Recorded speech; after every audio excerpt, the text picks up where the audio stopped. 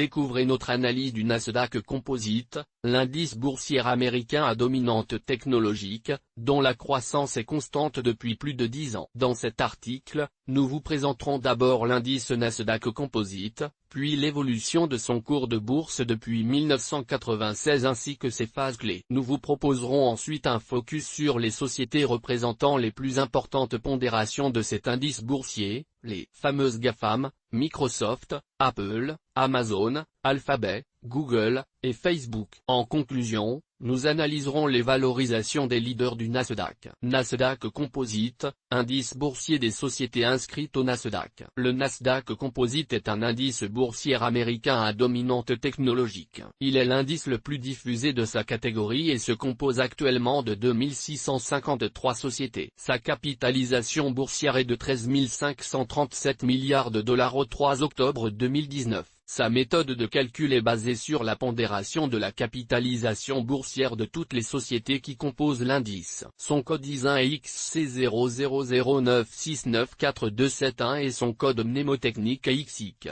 Le Nasdaq Composite cote 7907 points à la clôture des marchés américains du 3 octobre 2019. Graphique du Nasdaq Composite depuis 1996. Source, TradingView. Nasdaq, de la bulle techno à la crise des subprimes. Le Nasdaq Composite a connu une phase haussière entre octobre 1998 et fin février 2000, durant laquelle il a progressé de plus 218%. Cette période correspond à la bulle des dot-com, cette multitude de sociétés née de l'essor d'Internet dans les foyers et créatrices d'un engouement de masse pour le secteur des nouvelles technologies. L'explosion des cours de bourse de ces sociétés dites dot-com, cotées au Nasdaq ainsi qu'au sein d'autres indices technologiques mondiaux, était devenue irréaliste au regard des fondamentaux de ces startups. Bien que certains investisseurs particuliers ou professionnels ont pu gagner des milliers de dollars en un seul jour, la prise de conscience des niveaux extrêmes de valorisation semblait avoir quitté de nombreux esprits. L'appel du gain rapide en était probablement la raison. Fin février 2000, l'éclatement de la bulle fait plonger l'indice Nasdaq de presque 80% entre février 2000 et octobre 2002. Cette situation a entraîné des catastrophes sur les patrimoines des investisseurs, notamment ceux des derniers arrivés lors de la fin de phase haussière de la bulle des dot-com. La tendance baissière a pris fin en octobre 2002. Durant les 5 années suivantes,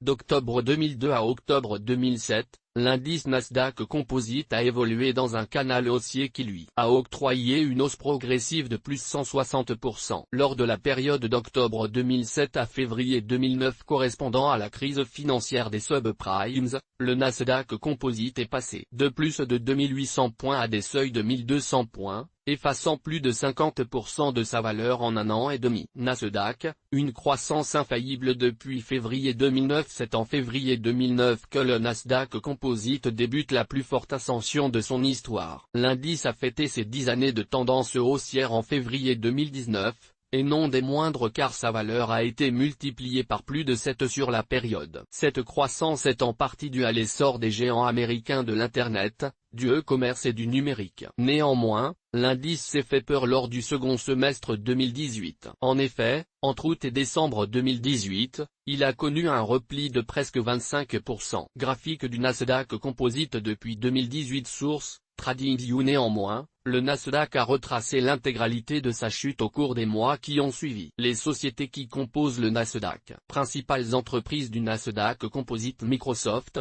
Apple, Amazon, Alphabet, Google, et présentent des capitalisations boursières respectives de 1041 milliards de dollars, 998 milliards de dollars, 853 milliards de dollars, 824 milliards de dollars et 512 milliards de dollars. Ces 5 sociétés cumulent actuellement 4228 milliards de dollars de capitalisation boursière, soit 31,23% du poids de l'indice Nasdaq Composite au 3 octobre 2019. Arrive ensuite Intel Corporation, Comcast Corporation, Cisco Systems, PepsiCo, et Adobe Incorporé. Pour des capitalisations comprises entre 131 et 221 milliards de dollars. Ces 5 sociétés cumulent actuellement 946 milliards de dollars de capitalisation boursière, soit 7% du poids de l'indice Nasdaq Composite. Comparatif des GAFAM, Google, Apple, Amazon, Facebook et Microsoft. Le total de ces 5 sociétés représente 31,23% du Nasdaq Composite. On note qu'Apple présente la plus forte rentabilité bénéficiaire 2018,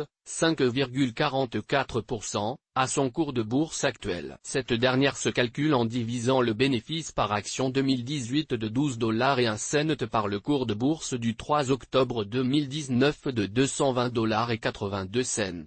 Amazon présente le plus faible ratio bénéficiaire établi à 1,20% à son cours de bourse de $1,724,42.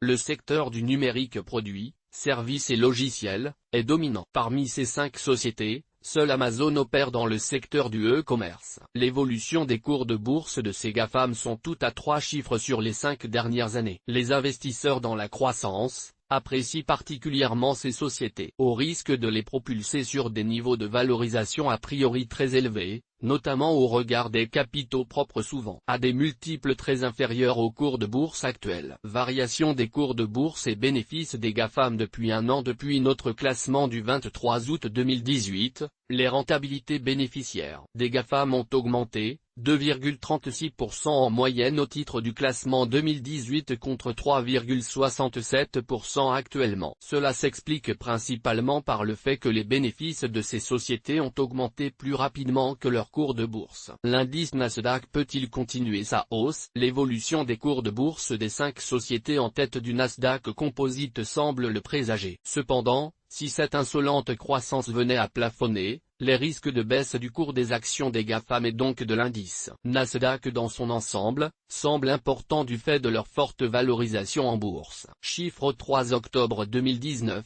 source, https://www. Nasdaq.